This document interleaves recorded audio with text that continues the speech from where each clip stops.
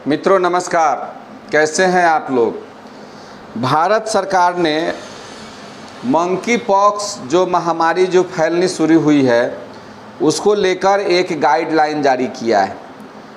और सोचा कि आप लोगों को चूँकि यह महामारी के रूप में घोषित हो चुका है, माने वैश्विक महामारी के रूप में घोषित हो चुका है, तो सोचा कि यह जानकारी आप लोगों को भी जाननी ज़रूरी है कि केंद्र सरकार ने क्या गाइडलाइन जारी किया है। उससे पहले आग्रह है कि जिन मित्रों ने अभी तक मेरे चैनल को सब्सक्राइब नहीं किया है वह इस चैनल को सब्सक्राइब कर दें तथा बेल आइकन को दबा दें ताकि जो भी मैं नई जानकारी दूँ वह आप लोगों तक आसानी से पहुंच सके। मित्रों, मंकी पॉक्स के रोगियों और उनके संपर्क में आए लोगों के लिए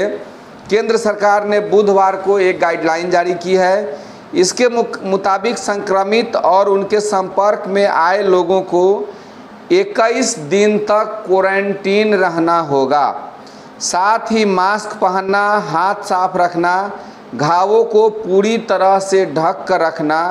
और उनके पूरी तरह ठीक होने का इंतज़ार इस गाइडलाइन में शामिल किया गया है। गाइडलाइन में कहा गया है कि जो स्वास्थ्यकर्मी मंकी पॉक्स के रोगियों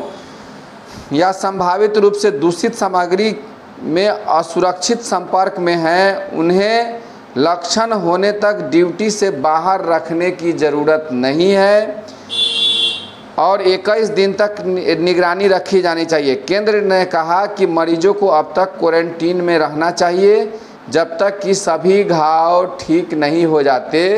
और पपड़ी पूरी तरह से गिर नहीं जाती। ICMR ने वायरस को किया अलग। ICMR के तहत पुणे स्थित राष्ट्रीय विषाणु विज्ञान संस्थान ने एक मरीज के नमूने से मंकी पॉक्स वायरस को अलग कर दिया, जो बीमारी के खिलाफ जांच और कीट के टीके के विकास का मार्ग प्रशस्त कर सकता है।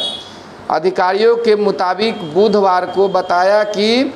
ICMR ने टीका विकास और जांच किट बनाने में संयुक्त सहयोग के लिए अनुभवी टीका निर्माताओं, फार्मा कंपनियों और अनुसंधान और विकास संस्थानों से रुचि पत्र आमंत्रित किया गया है। मंकी पॉक्स बीमारी जो है, इससे बचने के लिए अभी आपको जानकार होना ज़रूरी है, सतर्क होना ज़रूरी है और अगर किसी को इस प्रकार का लक्षण पाया जाता है तो उनको हर हाल में क्वारंटीन रहना पड़ेगा। अगर वो क्वारंटीन नहीं रहेंगे तो इनसे दूसरे को पटने की संभावना रहेगी और उस स्थिति में इसका दायरा जो है धीरे धीरे बढ़ता जाएगा और जब दायरा बढ़ेगा तो हो सकता है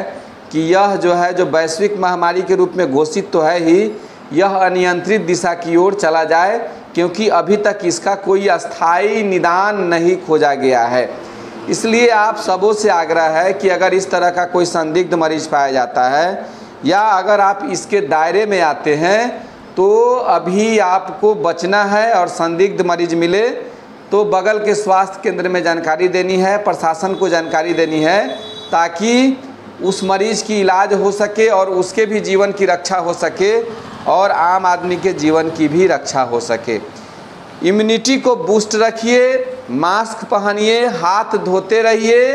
संपर्क से लोगों से दूरी बना के रखिए, स्वस्थ रहिए, सुखी रहिए। इन्हीं बातों के साथ जय हिंद, जय भारत।